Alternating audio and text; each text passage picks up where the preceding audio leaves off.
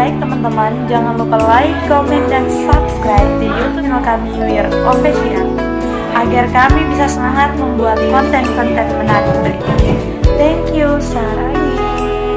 Halo teman-teman, jangan lupa like, komen, dan subscribe di channel agar kami dapat lebih semangat lagi memberikan video-video menarik berikutnya.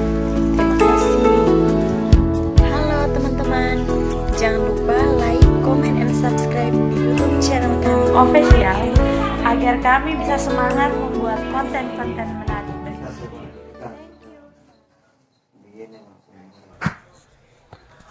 Oke baik, selamat sore para pemirsa dan para penonton We Are Official dimanapun kalian berada. Semoga kalian dalam keadaan sehat walafiat.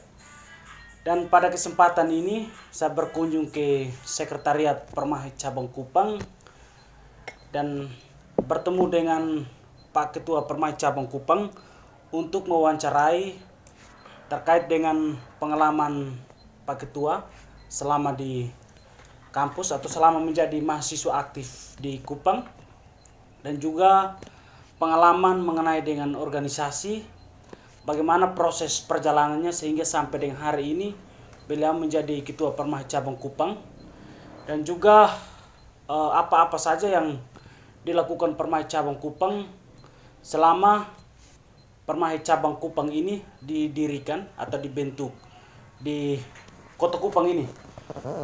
Mungkin langsung saja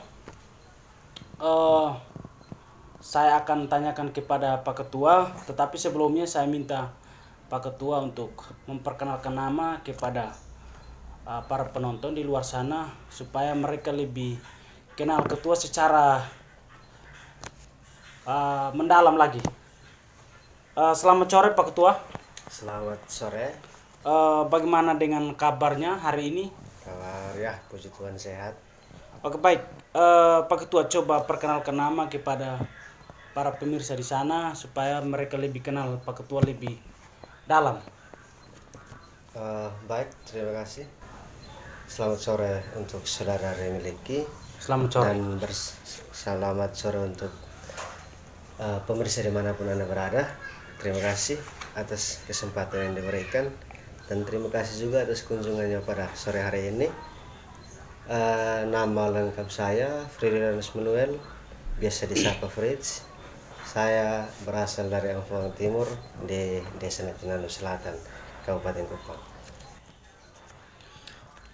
Oke baik Pak Ketua, terima kasih juga karena Pak Ketua sudah menerima kedatangan saya di Sekretariat Permai Cabang Kupang ini.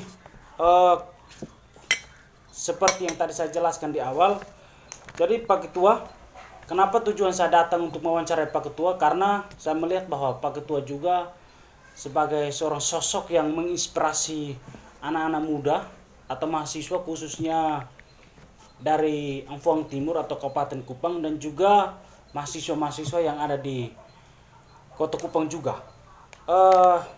Jadi Pak Ketua, pertanyaan yang pertama itu, Pak Ketua coba ceritakan pengalaman selama proses menjadi seorang mahasiswa. Apa yang Ketua lakukan sehingga bisa menjadi seperti sekarang ini? Silakan. Baik, pemirsa dimanapun Anda berada. Kalau cerita tentang bagaimana proses pendidikan saya, terutama dalam bangku perkuliahan, saya kuliahnya di Universitas Katolik Widya Mandira Kupang, Fakultas Hukum 2016. Iya. Jadi saya itu proses pendidikannya lumayan panjang dan lumayan membutuhkan perjuangan yang panjang juga. Karena apa? Saya menempuh pendidikan SMA-nya juga 4 tahun, karena masuknya di seminari FOI sehingga 4 tahun. Terus setelah itu saya masih berkeinginan dulu untuk menjadi seorang imam, tapi mungkin Tuhan punya pilihan lain. Jadi saya meninggalkan panggilan Tuhan itu lalu beralih kepada panggilan di luar, itu mendaftarkan diri pada Fakultas Hukum di Universitas Katolik Widya Mandira Kupang pada tahun 2016. Jadi di saat itu saya baru pertama kali untuk berhadapan dengan dunia luar. Dunia luar. Yang Ya. dimana banyak orang tahu dan melihat bahwa situasi dalam dunia luar memang banyak yang. Tapi bagi saya tergantung pada pribadi masing-masing. Memang kata orang Kota Kupang itu adalah kota karang, dan Kota Kupang itu berbagai macam pembawaan, termasuk pembawaan diri, termasuk pembawaan lingkungan, dan termasuk pembawaan situasi dan kondisi yang ada. Namun yang ingin saya bagikan kepada saudara-saudara pada sore hari ini terkait dengan pertanyaan pertama itu, kita semua yang menempuh pendidikan di Kota Kupang berlatarkan pada petani. Namun Sepakat. dalam mencapai apa yang kita inginkan, semua tergantung pribadi kita. Mana yang terbaik dan mana yang tidak, silahkan memilih. Namun saya akan memberikan pada sore hari ini tips saya sehingga bisa menyelesaikan pendidikan saya di Fakultas Hukum Universitas Katolik Kota Kupang. Tepat ujiannya, skripsinya pada bulan Desember dan diwisudakan bulan Maret. Bulan Maret. Ya. Tahun Jadi, 2000. Tahun 2020. Jadi hitungan saya pas 4 tahun ujian skripsi. Hanya karena faktor pandemi sehingga wisudanya pada bulan Maret. Jadi rupanya kuliah bagi saya simpel. Kenapa simpel? Karena memang bukan menjadi pekerjaan berat yang dimana sama dengan kawan-kawan kita yang di kampung yang tidak sempat menikmati pendidikan, yang pagi harus bawa parang, bawa cangkul untuk ke kebun. Kita hanya bawa tas, berisikan pulpen dengan buku, lalu menuju kampus dan mendengarkan mata kuliah dari yang diberikan oleh dosen. Paling lambat 30 menit, 45 menit, lalu pulang, lalu kita beristirahat. Sehingga kenapa saya mengatakan bahwa sangat gampang kita menjadi seorang mahasiswa, dan saya juga secara pribadi bersyukur sehingga saya bisa melanjutkan studi saya untuk mendapatkan gelar sarjana hukum di Universitas Katolik Kota Kupang, Fakultas Hukum. Itu juga bukan menjadi pekerjaan yang simpel, membutuhkan berbagai macam usaha dan membutuhkan juga begitu banyak prinsip yang keluar dalam menentukan panggilan kita sebagai seorang mahasiswa. Sehingga selama saya kuliah berproses sesuai dengan apa yang ada pada tatanan akademik di universitas dan fakultas, sehingga tepat pada waktu dan puji Tuhan tidak terkendala sampai diwisudakan. Oke, baik Ketua. Yang berikutnya, jadi selama proses kuliah itu kan abang Ketua ini dulunya sempat jadi frater. Ya. Kemudian keluar dari frater masuk kepada dunia kampus. Tentunya otomatis berbeda. Karena yang tadi Ketua sampaikan bahwa di dunia luar itu berbeda dengan dunia di dunia frater seperti itu. Apakah selama masuk ke kuliah itu, apakah Ketua merasakan bahwa ada hal yang berbeda di dalam pribadi? Kemudian bagaimana caranya untuk bisa beradaptasi dengan lingkungan itu? Caranya bagaimana? Baik. Kalau soal hal yang berbeda itu bagi saya hanya pada waktu. Yang dimana di dalam asrama hidup ditentukan oleh waktu. Iya. Sedangkan kita hidup di luar, kita sendiri yang menentukan waktu.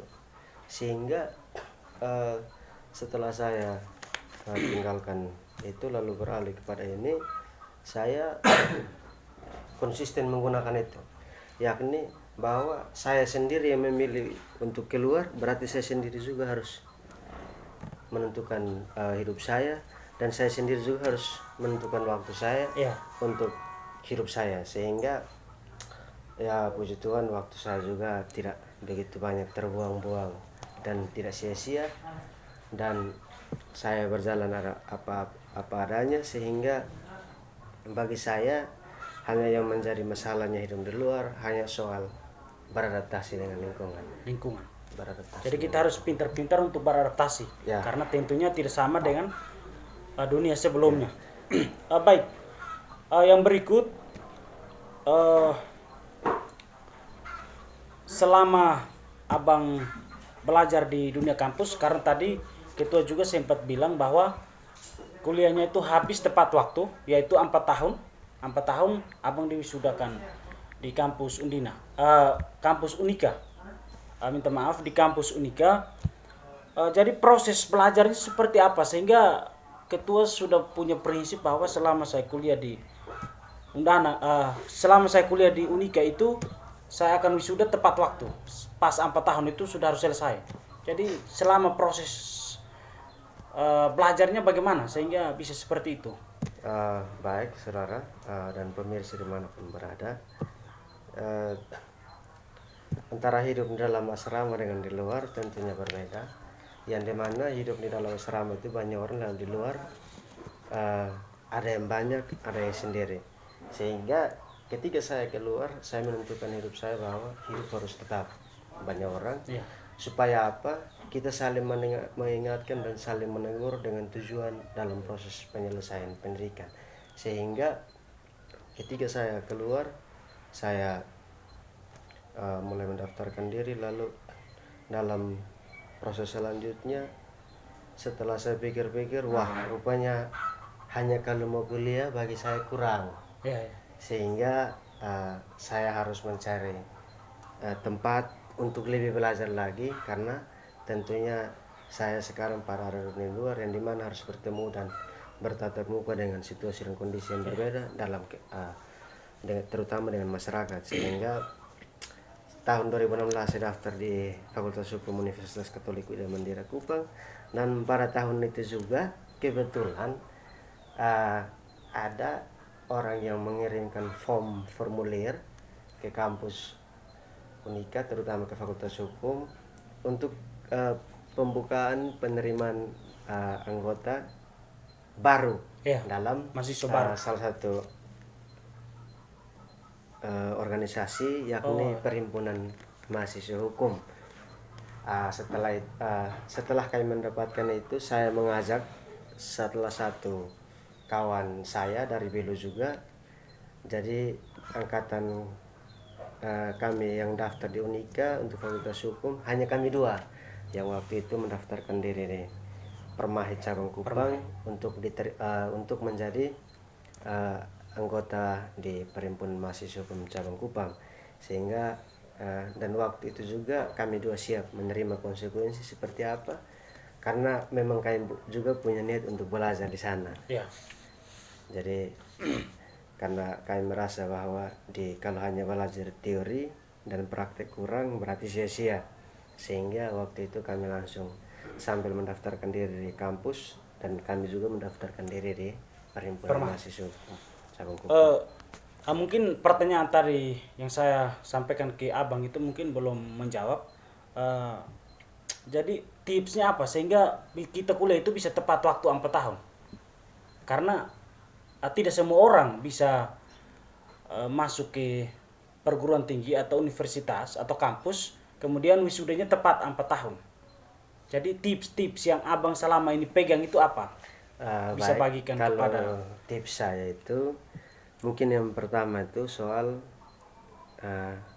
konsisten. Yang pertama itu soal diri. Kenapa soal konsisten, soal diri?